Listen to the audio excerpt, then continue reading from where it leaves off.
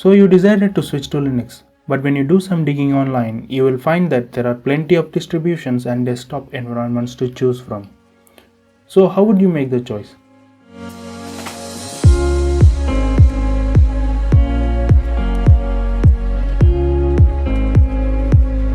Before making any choices, let's understand what these are actually.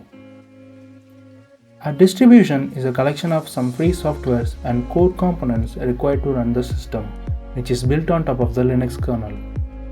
Then, these softwares are distributed to users as distributions or distros, which we can install and use on our machine. For example, we have Ubuntu, Linux Mint and Arch. Whichever distributions you choose, they will be built based off three major or base operating systems, which are Debian, Arch and Red Hat Linux. There are other bases for operating systems which are not that popularly used or widely used. Rather, they are deployed for specific purposes. Even there are other independent OSs available which are not the derivative of these OSs. Android is a perfect example which is based on Linux but not based on any distribution we saw earlier. Now let's see how they differ from one another. First on the table we have Debian based distros. Majority of the distros in the market will be based on Debian. Ubuntu is based on Debian and we have plenty of other distros based on Ubuntu itself. Even Google uses its own operating system based on Debian. Debian is known for its solid stability because developers at Debian do intensive testing before they release softwares for their OS. These distros use the Aptitude Package Manager as the default way of getting softwares.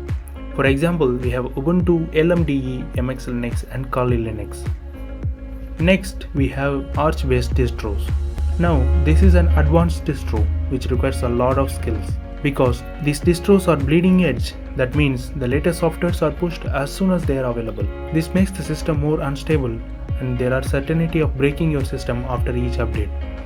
Also, these distros use rolling release cycles, hence you will get updates very frequently, but there are no need for downloading major updates.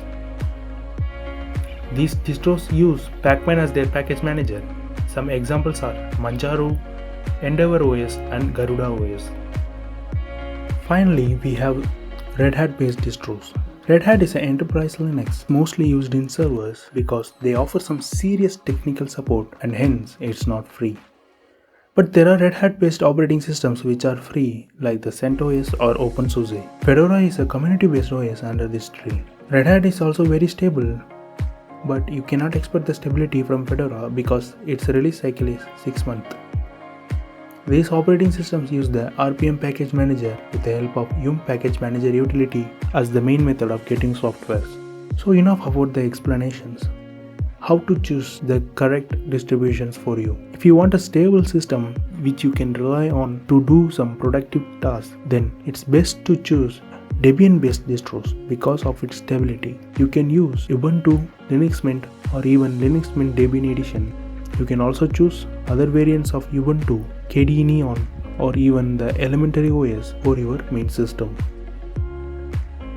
Next, if you are an enthusiast who wish to learn stuff even by breaking their system, then it's good to choose Arch Linux because after every update you might be fixing things that the update caused. And for servers, Red Hat is the preferred choice, but for personal use, you can easily adapt to OpenSUSE or CentOS. For enthusiasts, I would recommend Fedora.